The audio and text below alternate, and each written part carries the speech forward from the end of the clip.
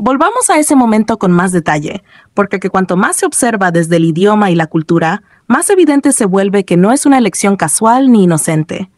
No hay necesidad de inventar situaciones, exagerar gestos ni forzar lecturas. La propia lengua coreana hace el trabajo, si se la escucha con atención. La frase de Jungkook dirigida a Jimin suele aparecer en traducciones rápidas como algo funcional, casi burocrático. Tú fuiste de gran ayuda. Me ayudaste mucho. Es una traducción cómoda, segura, pero profundamente empobrecida. Reduce una expresión cargada de intención a una fórmula plana que podría decir cualquiera, en cualquier contexto. Y eso es precisamente lo que no ocurre aquí. El punto de quiebre está en la palabra con la que Jungkook inicia, Dangshin.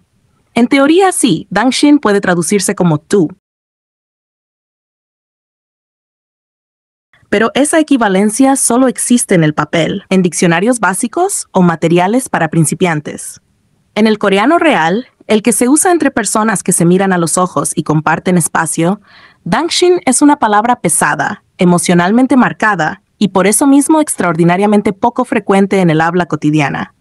En conversaciones normales, Dangshin no se usa entre personas cercanas, no se usa entre compañeros, no se usa entre personas que conviven, no se usa entre quienes se conocen bien. Suena fría, distante, incluso cortante. Cuando aparece fuera de un contexto específico, suele hacerlo en discusiones, reclamos o momentos de tensión, funcionando casi como un tú enfatizado, cargado de reproche. Por eso los hablantes nativos la evitan. No es suave, no es cómoda, no es una palabra neutra.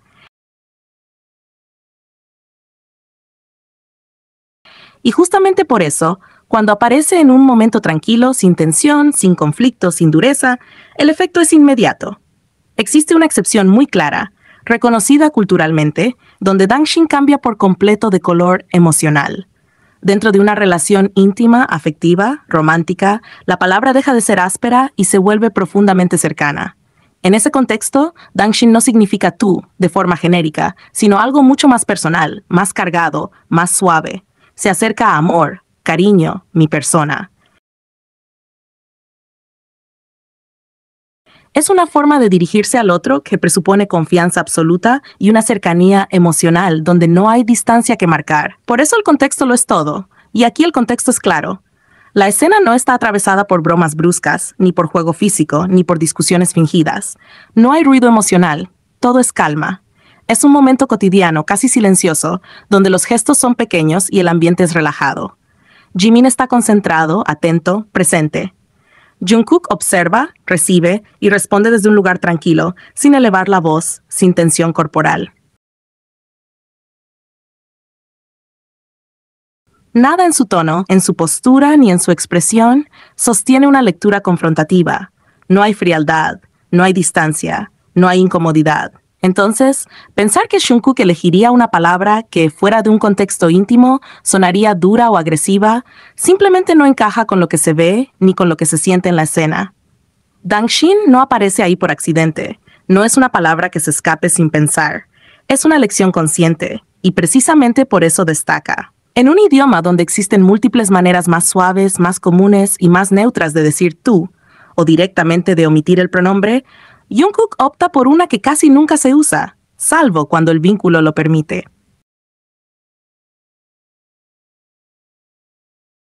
Y ese es el punto más interesante. Dangshin, en ese momento, no suena distante. Suena íntima, suena cercana.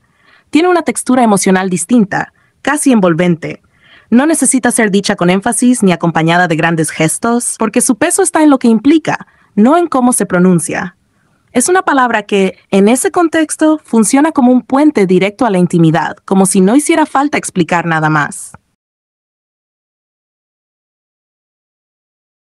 Aquí es donde muchas traducciones fallan, porque traducen palabras pero no relaciones. Traducen gramática pero no dinámica emocional. Y cuando se pierde ese matiz, se pierde lo más importante, la razón por la que esa palabra, y no otra, aparece justo ahí. Este tipo de química no se expresa de forma ruidosa. No necesita declaraciones explícitas ni gestos exagerados. Vive en lo sutil, en cómo comparten el espacio sin invadirlo, en cómo el silencio no incomoda, en cómo una palabra poco común aparece exactamente cuando todo está en calma. Es una cercanía que no se anuncia, simplemente se nota. Por eso, para quienes entienden el idioma y la cultura, este momento no pasa desapercibido. Dangshin no es un tú cualquiera. En ese contexto suena suave, cálido, casi doméstico. Es una palabra que cae con naturalidad, como si siempre hubiera pertenecido a ese espacio compartido entre ellos. Y ahí está lo coqueto, lo significativo, lo imposible de ignorar. No es lo que se dice en voz alta, sino lo que se elige decir cuando no hace falta explicar nada. Para muchas personas, aquel momento se sintió único, casi revelador, precisamente porque condensaba en pocos segundos una intimidad que no suele mostrarse de forma tan clara. Sin embargo, cuando se lo conecta con todo lo observado anteriormente, resulta evidente que no es un punto aislado ni una excepción dentro de su dinámica. En realidad, funciona más bien como una pieza que encaja perfectamente en un patrón que se ha ido construyendo con el tiempo. No es la primera vez que entre ambos aparecen términos, expresiones o elecciones lingüísticas que incluso hablantes nativos coreanos han señalado como propias de una relación de pareja. Y no solo de una relación romántica en general, sino de vínculos con un nivel de confianza, estabilidad y cercanía emocional tan alto que, culturalmente, suelen asociarse más a relaciones consolidadas, incluso al ámbito conyugal. Este detalle no es menor, porque en coreano el lenguaje no se usa de manera ligera. Cada palabra implica una jerarquía, una distancia o su ausencia y un tipo de vínculo muy específico. En el texto anterior ya se explicaba cómo ciertas palabras, como dangshin, solo adquieren un tono cálido y afectivo dentro de un contexto íntimo. Aquí ocurre algo similar. Los términos cariñosos que se intercambian no son expresiones neutras ni comodines afectivos. Son palabras que, dentro de la cultura coreana, delimitan un espacio emocional muy claro, uno donde la cercanía no necesita explicaciones y donde el trato especial está normalizado entre quienes comparten un vínculo profundamente personal. Resulta especialmente significativo observar cuántas veces Jungkook se ha dirigido a Jimin utilizando expresiones como bebé o mi bebé. Estas no son palabras que se lancen al aire sin intención, ni que se utilicen de forma habitual fuera de una relación íntima. En coreano, este tipo de apelativos implican ternura, cuidado y una forma de apego que va más allá de lo socialmente común. Lo verdaderamente revelador no es solo que Jungkook las diga, sino la manera en que Jimin las recibe. No hay sorpresa, no hay incomodidad, no hay necesidad de marcar límites. Jimin responde con una naturalidad absoluta, como alguien que está completamente familiarizado con ese trato, como si ese lenguaje formara parte de su cotidianeidad compartida. Esa reacción tranquila y fluida refuerza la idea de que no se trata de algo ocasional, sino de una dinámica ya establecida. Cuando se observa desde una perspectiva cultural, todo cobra aún más peso. En Corea del Sur, las demostraciones verbales de afecto están cuidadosamente contextualizadas. No es una cultura donde los términos cariñosos se utilicen libremente entre cualquier tipo de vínculo.